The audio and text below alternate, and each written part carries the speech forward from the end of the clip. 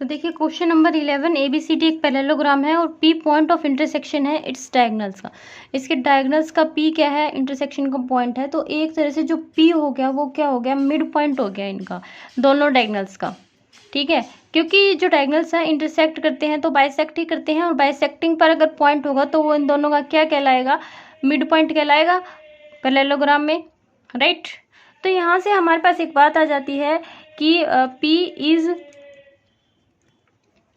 Mid point of AC and BD।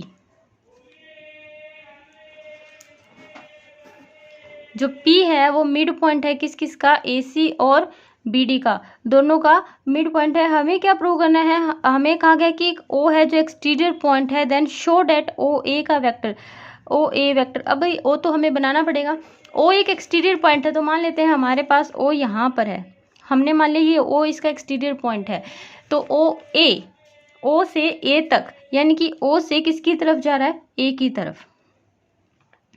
तो directions आपको ध्यान देनी है। और हाँ, एक चीज़ मैं आपको बताऊंगी कि ये मिड पॉइंट है, मैंने पिछले क्वेश्चंस में आपको समझाया था, मिड पॉइंट होता है तो जो इस साइड की और इस साइड की डायरेक्शन क्या होती है, अपोजिट हो जाती है ना। ये वाली किस तरफ जाएगी, इस तरफ, और ये वाली इस तरफ। वो हेक्सागन और ऑक्टागन के जो क्वेश्चंस किए थे उसमें मैंने आपको इसका जवाब दिया था। और इसमें इस साइड भी तो क्या होगा, ये इस तरफ एरो हो जाएगी और इस तरफ। एरोज का थोड़ा ध्यान रखना है क्योंकि इन्हीं से हमारा क्वेश्चन कंप्लीट होगा। इसके बाद ये है OB, यानी कि O से किसकी तरफ जा रहा है, B की तरफ जा रहा है, ठीक है।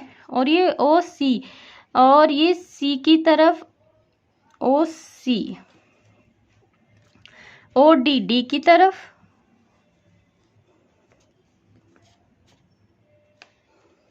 OD, ठीक है। और हमें प्रूव करना है ये OP हो।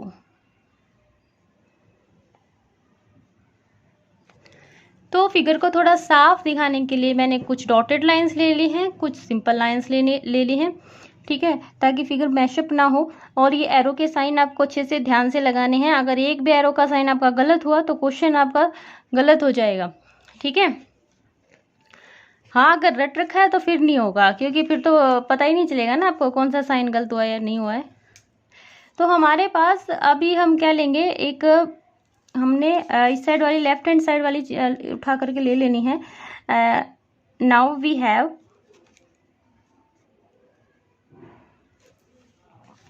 हमारे पास क्या है, OA वेक्टर प्लस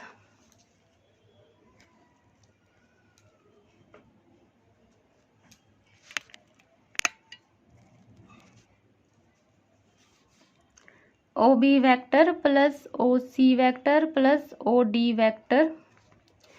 तो जो OA वेक्टर है इसको हम क्या लिखेंगे, OA, ये है हमारे पास OA वेक्टर है। इसको मैं क्या लिख सकती हूँ, OP प्लस PA लिख सकती हूँ ना। ये देखिए OP प्लस PA दोनों का कॉन्टिन्यूस एरो दिख रहा है आपको। और अगर ट्रेंगल की बात करूँ तो ये ट्रेंगल है OPA। कौन सी ट्रेंगल है, OPA। तो OA को मैं यहाँ पर क्या लिख रही हूँ, OP प्लस PA। आप चाहें तो अलग से ट्रेंगल ले करके और उसमें ट्रेंगल ऑफ एडिशन दिखा करके इस क्वेश्चन को और भी ज़्यादा बढ़ा सकते हैं, बट हमने लगभग सारे क्वेश्चंस में ट्रेंगल ऑफ एडिशन लगाया है, तो मुझे नहीं लगता मुझे बार बार ये सब दिखाने की आपको ज़रूरत है। OB, अब OB की बात करते हैं। OB, ये रहा हमारा OB। तो इसकी एरो देखिए, हमें OB को क्या लिखना है, कौन सी तो कॉन्टिन्यूस एरो के अगेंस्ट जा रही है ये। अगर हम देखें तो ये जा रही है OP और PB के, है ना, OP और PB के। ये देखिए ये दोनों कॉन्टिन्यूस चल रही है और ये ऐसे आ रही है, तो इसकी ट्रेंगल कौन सी रहेगी, OPB। कौन सी ट्रेंगल रहेगी, OPB। OPB के अंदर हमने इसको क्या लिखा, OB को OP vector plus PB vector.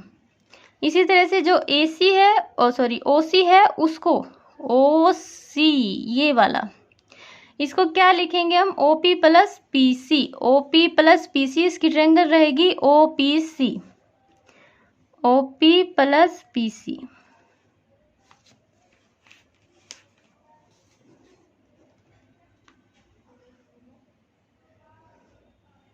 और OD को क्या लिखेंगे, OP plus PD।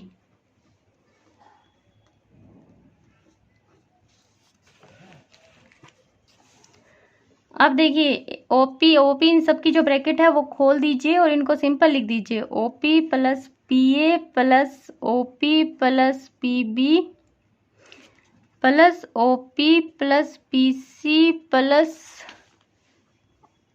OP plus PD, 1 2 3 4 4 OP.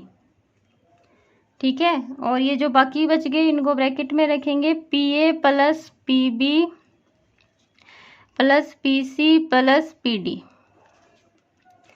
तो 4 OP vector plus PA. PA के साथ एक काम कीजिए, आप पीसी को लगा लीजिए, क्योंकि पीए और पीसी क्या है, एक ही लाइन है, पीए और पीसी। पी इसका मिड पॉइंट हो गया, तो जो मिड पॉइंट हो गया तो ये एपी और पीसी बराबर हो जाएंगे। ठीक है, यानी कि पीए और पीसी बराबर तो हो जाएंगे, पीए और पीसी बराबर तो हैं, लेकिन डायरेक्शन एक की इस तरफ है और एक की इस तरफ है। यानी कि अगर आप पीए को पीसी लिखना चाह रहे हैं तो उसके आगे क्या लगाना पड़ेगा, माइनस। तो मैं यहाँ पर पीए को क्या लिखूं, माइनस पीसी लिख दूं, एक पीसी ये रहा। अब ऐसे ही पीबी और पीडी की बात करें तो पीबी और पीडी मिड पॉइंट है, पी दोनों अपोजिट डायरेक्शन है, तो किसी भी एक को आप उठा करके अगर आप इक्वल रखना चाहते हैं तो सिर्फ एक माइनस का साइन लगेगा। यानी कि पी बी और पी डी को भी मैंने क्या कर दिया, माइनस पी बी लिख दिया। ठीक है, इससे ही कट गया, इससे ही कट गया, बच गया आपके 4 ओ बच, यही प्रूव करना था। तो क्वेश्चन नंबर 11 कंप्लीट हो गया।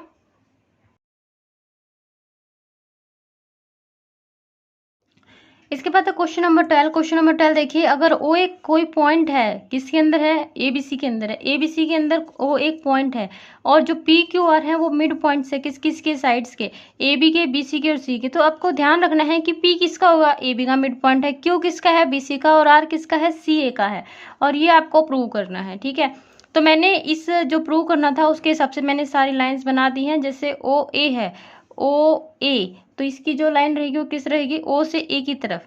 ओके, ओ बी ये इस तरह से रहेगा, ओ सी ये इस तरह से, एंड ओ पी ये इस तरह से रहेगा, और O Q and O R. ठीक है, तो ये लाइंस मैंने बना दी हैं। एक चीज़ का आपको याद रखना है, पी अगर मिड पॉइंट है तो ये इस तरफ डायरेक्शन एंड ये इस तरफ डायरेक्शन। इसके बाद हम ट्रायंगल्स लेते हैं, ट्रायंगल ऑफ एडिशन इसके अंदर लगाएंगे। तो सबसे पहले ट्रायंगल लेंगे हम ओ ए पी, कौन सी लेंगे, ओ ए पी।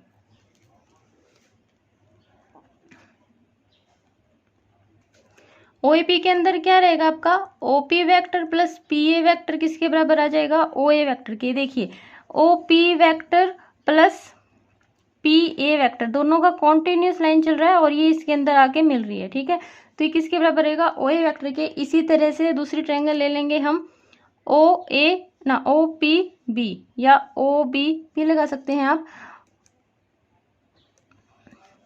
इसमें क्या रहेगा आपके पास, O P vector plus P B vector is equal to O B vector. अब आपको क्या करना है, इसको 1 मानिए, इसको 2 मानिए, adding 1 and 2, adding 1 and 2 add कर दीजिए, आपके पास आ जाएगा ओ पी वैक्टर प्लस, नहीं तो आप एक काम कर लीजिए पहले, क्योंकि आपको ओपी वेक्टर एक दोनों में है तो आप एक तरफ रखना है हमें ये। ठीक है, तो यहाँ से मैं ओपी वेक्टर को अलग निकाल रही हूँ, ये उस साइड चला जाएगा, थोड़ा सा इजी हो जाएगा क्वेश्चन, और कुछ नहीं है। यहाँ से भी ओपी वेक्टर इस साइड आ जाएगा, तो ये ओबी वेक्टर इस साइड आएगा माइनस का पीबी वेक्टर।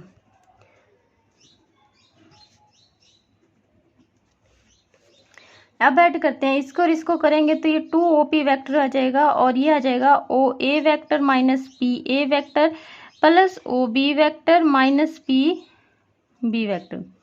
यहाँ से 2 ओपी वेक्टर मेरे पास क्या आ रहा है, ओ ए प्लस ओ बी, और इसको अगर देखें तो ये पी ए क्या है, पी ए वेक्टर, ये पी ए ये है और पी बी ये है, यानी कि पी ए वेक्टर को मैं क्या लिख सकती हूँ, अगर ये सिर्फ पी, ये माइनस का पी ए है तो माइनस पी ए वेक्टर क्या होगा, पी बी वेक्टर होगा, राइट। क्योंकि पी ए, खाली पी ए वेक्टर क्या होगा, माइनस का पी बी वेक्टर होगा, और माइनस का पी ए क्या होगा, पी बी वेक्टर होगा। दोनों बराबर लिख रहे हो और डायरेक्शन आप देखो, पी ए और ये पी बी अपोजिट डायरेक्शन है, तो एक के साथ क्या आएगा, माइनस का साइन आएगा। तो यही मैंने माइनस पी ए वेक्टर को क्या लिख देना है, पी बी वेक्टर लिख देना है, इसे ही कैंसिल, और ये आ जाएगा 2OP is equal to OA plus OB। और इसी तरह से जब हमने इस ट्रायंगल के लिए किया, इसके दो हिस्से 1 और 2 दोनों माने हैं, इसी तरह से हम इस ट्रायंगल के लिए करेंगे, और इसमें भी 2 है, ये 2 करेंगे, और फिर इस ट्रायंगल के लिए भी ये दोनों हिस्से हम मानेंगे। ठीक है, ज़्यादा लिखने की ज़रूरत नहीं है, सिमिलरली करके आप कर सकते हैं इस क्वेश्चन को। ठीक है, सिमिलरली आपका क्या आने वाला है, देखिए जैसे इस क्वेश्चन में आपके पास क्या आया था, 2OP, यानी कि बीच वाला 2 आया था, तो इसमें बीच का क्या है, OQ है, तो ये आएगा 2OQ। अब साइड में आपके पास OA आया था और OB आया था, तो इसके साइड में क्या है, OB और OC आएगा, क्या आएगा, OB और OC। इसी तरह से आप तीसरे वाले के लिए कीजिए, ये आपका पास क्या हो गया है, OP हो गया, OQ हो गया, OR। 2OR वेक्टर किसके बराबर आएगा, इसके और इसके, यानी कि ये है OA vector plus OC vector. अब इसको मान लीजिए 3, इसको 4 एंड इसको 5 ऐड कर दीजिए, तीनों को एडिंग 3, 4 एंड 5। जब हम तीनों को ऐड करेंगे तो हमारे पास क्या आएगा, 2OP vector plus 2OQ vector plus 2OR vector is equal to OA plus OB। इसके दोनों ले लिए, अब इसके दोनों ले रही हूँ मैं, प्लस OB प्लस OC, और इसके plus OA plus OC। OA और OA, 2 OA 2 OB and 2 OC। यहाँ से 2 कॉमन निकाल लीजिए, OP vector plus OQ vector plus OR vector, यहाँ से भी 2 कॉमन निकाल लीजिए। ठीक है, मैंने 2 कॉमन निकाल लिया, काटा नहीं है, वो एक स्टेप वो लिखना पड़ता है ना, उसके लिए मैंने थोड़ा सा कुछ लगा लो, शॉर्टकट लगा लो। ठीक है, तो 2 से 2 कट गया, और मेरे पास क्या आ गया, OP plus OQ plus OR। ये क्या आ गया, OA vector plus OB vector plus OC vector, और यही आपको क्या करना था, प्रूव करना था। तो ये था आपका क्वेश्चन नंबर 12। अब हम करेंगे क्वेश्चन नंबर 13। इसमें है क्वेश्चन नंबर 13, आपको ज्योमेट्रिकल सिग्निफिकेंस देना है, ये रिलेशन आपको दिया गया है, यानी कि रिलेशन आपको एक तरह से दिखाना है। ठीक है, तो इसके लिए मैं क्या करती हूँ, एक A वेक्टर है और एक B वेक्टर है, तो पहले हम ये A और B बना लेते हैं। हमने क्या किया, हमने A वेक्टर को क्या मान लिया, A वेक्टर, और AB वेक्टर को हमने क्या मान लिया, B वेक्टर, और हमने एक पैरेललोग्राम बना लेनी है। Here we take parallelogram OABC। इसके अंदर पैरेललोग्राम के अंदर अपोजिट साइड्स क्या होती हैं, इक्वल होती हैं। अपोजिट साइड्स क्या होती हैं, इसके अंदर इक्वल होती हैं, और इसके जो डायगोनल्स होते हैं वो एक दूसरे को बाइसेक्ट करते हैं। ठीक है,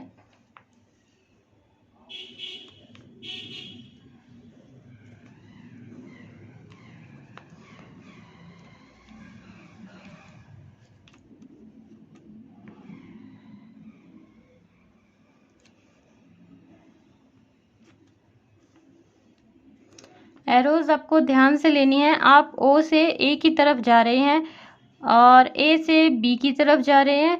ठीक है, तो ये जो डायरेक्शन है यही डायरेक्शन इसमें रहेगी, क्योंकि अपोजिट साइड इसकी इक्वल होती हैं, और ये जो डायरेक्शन है यही हम इसके अंदर रखेंगे।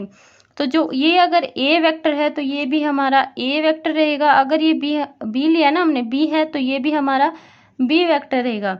अब बात करें इनकी इसके डायगोनल्स की, उसकी बात करते हैं, तभी तो आएगा ना हमारा कुछ A plus B, A minus B। तो हम यहाँ से एक ट्रायंगल ले लेते हैं, और ट्रायंगल लेते हैं देन सबसे पहले पॉइंट्स लिख देते हैं। ये ओ ए के साथ रहेगा कौन भाई, सी बी। सी बी क्या आएगा, ए, और इस दूसरा है ए बी। ए बी के जैसे कौन रहेगा, ओ सी। ये भी क्या रहेगा, बी रहेगा। ट्रायंगल लेते हैं, in triangle O A B, इसके अंदर क्या रहेगा, ओ ए बी। ठीक है, तो देखिए ओ ए प्लस ए बी हमारा किसके बराबर रहेगा, ओ बी के बराबर रहेगा। ओ ए प्लस ए बी हमारा हमने किसके बराबर ले लिया, ओ बी के बराबर ले लिया, यानी कि ये हमारे पास ए था, ये हमारे पास बी, तो जो ओ बी डायगोनल आया वो क्या आया हमारे पास, ए प्लस बी आया। अब हम ट्रायंगल लेते हैं ओ सी ए। यहाँ से हमें पता चलता है कि ओ सी प्लस सी ए क्या है, ओ ए है। ठीक है, तो ये हमारे पास क्या है, बी है, इस सी ए को सी ए ही रखेंगे, और ओ ए को हमारे पास हमने क्या लिया है, ए लिया है। ठीक है, तो सी ए हमारे पास क्या आ जाएगा, ए माइनस बी। क्या आ गया, ए माइनस बी। डायरेक्शंस के हिसाब से मैंने इनको लिया है। इसके बाद आपको पता है कि उसने हमें कहा था कि ज्योमेट्रिकल सिग्निफिकेंस आपको बतानी है, ये रिलेशन है अगर, तो ये रिलेशन अगर है नाउ इफ, अगर ऐसा है कि ए प्लस बी दोनों किसके बराबर है, ए माइनस बी के बराबर हैं, तो आप बताइए क्या है, ओ बी है, तो ओ बी किसके बराबर हो जाएगा भाई, सी ए के बराबर हो जाएगा। इसका मतलब इसके दोनों डायगोनल्स कैसे हो गए हैं, इक्वल हो गए हैं। Thus the diagonals of parallelogram O A B C are equal. इसके डायगोनल्स अगर इक्वल हो गए तो वो कौन सी पैरेललोग्राम होती है, जिसके डायगोनल्स इक्वल होते हैं, तो वो होता है एक rectangle, and hence this is a rectangle. OABC is a rectangle and therefore OA perpendicular है OC के, और जो वेक्टर्स हैं वो भी क्या है, आपस में परपेंडिकुलर्स हैं। तो ये हमने इसकी सारी ज्योमेट्रिकल सिग्निफिकेंस आपको बता दी है। परपेंडिकुलर की स्पेलिंग आप लिख लेना, ठीक है, मैंने साइन बना दिया। इसके बाद इसका लास्ट क्वेश्चन है क्वेश्चन नंबर 14। इसमें कहा गया है कि prove that the lines, prove करो कि जो लाइंस ज्वाइन कर रही है, ज्वाइनिंग द मिड पॉइंट्स